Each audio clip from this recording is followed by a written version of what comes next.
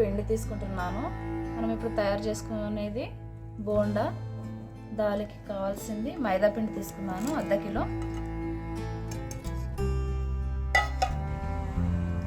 మళ్ళీ అర్ధ కిలో పిండికి పావు కిలో పెరుగుని తీసుకున్నాను.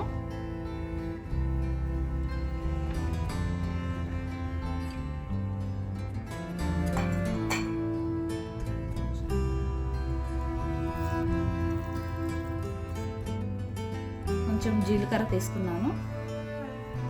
ఇది సోడా,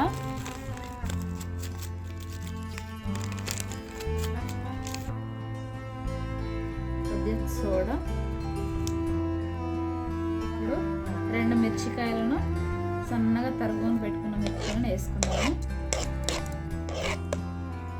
ఈ వేసుకున్న మిశ్రమాన్ని ఫస్ట్ కలుపుకుందాము.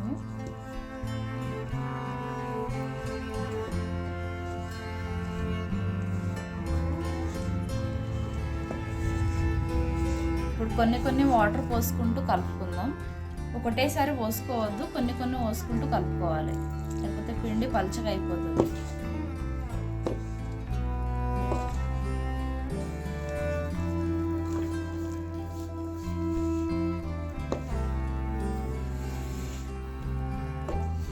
ముద్దలు లేకుండా కొన్ని వాటర్ పోసుకుంటూ కలుపుకోవాలి. నేను సాల్ట్ వేసుకోవడం మర్చిపోయాను. ఇప్పుడు సాల్ట్ 2 స్పూన్స్ వేసుకోవాలి. దీంట్లో కలుపుకునేటప్పుడే వేసుకొని కలుపుకోవాలి.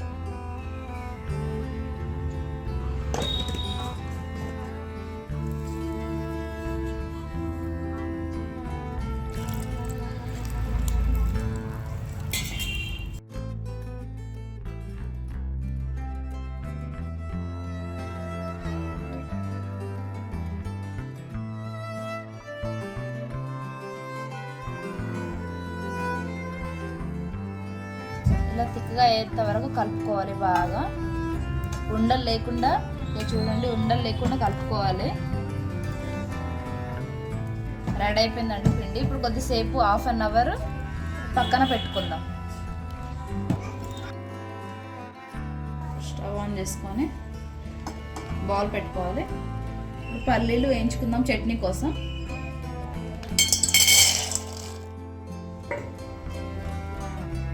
ఇలా కట్ చేసి పెట్టుకోవాలి. మిరపకాయలు, ఒక టమాటా తీసుకున్నాను, ఒక 5-6 మిరపకాయలు తీసుకున్నాను చట్నీ కోసం. ఇప్పుడు పల్లీలు వేయించుకున్న తర్వాత ఇవి తర్వాత వేయించుకుందాం.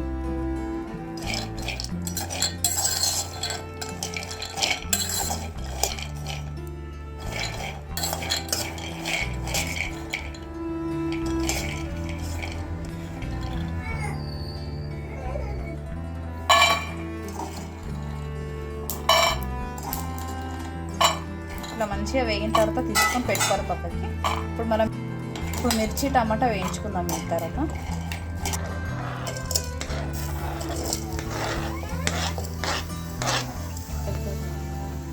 కొద్దిగా ఆయిల్ వేసుకుందాము. ఆయిల్ వేసుకొని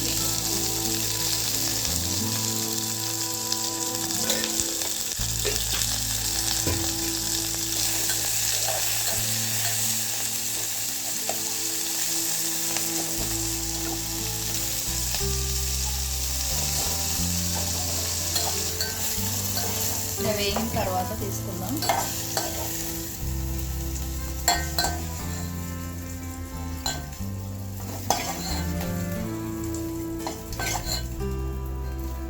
మిక్సీ పట్టుకున్నాము.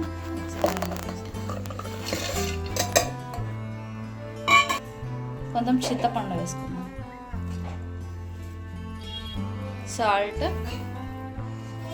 చూసుకొని వేసుకోవాలి. 2 స్పూన్స్ వేసుకుంటున్నాను. తర్వాత చూసుకొని తక్కువ ఉంటే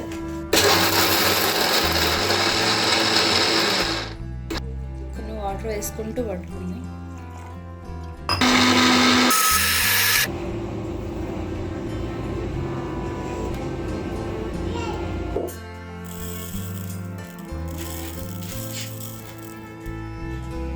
మనము పల్లి చట్నీకి తాలింపు వేసుకుందాము. ముందుగా ఆయిల్ పోసుకొని పెట్టుకుందాం. నూనె వేడెక్కిన తర్వాత ఇప్పుడు జీలకర్ర, ఆవాలు వేసుకుందాం.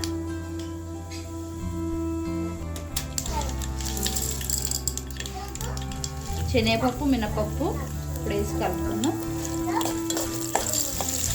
ఇప్పుడు ఎండుమిర్చి ఒక 3 తీసుకున్నాను, కలుపుకున్నాను.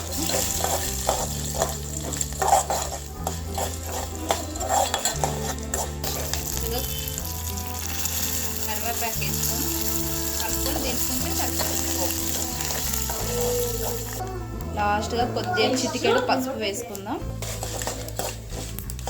ఇది పసుపు ఆప్షనల్ అండి, కలర్ కావాలంటే వేసుకోండి, లేకపోతే ఆప్షనల్.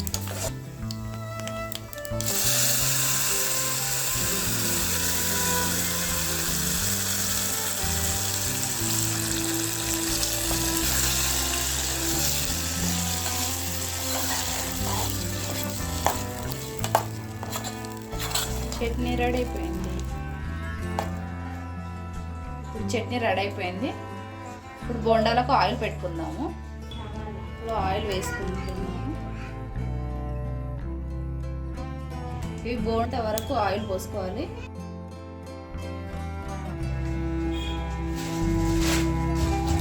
ఇప్పుడు ఆయిల్ వేడిగా అయింది, వేడిన తర్వాత బోండాలు వేసుకుందాం.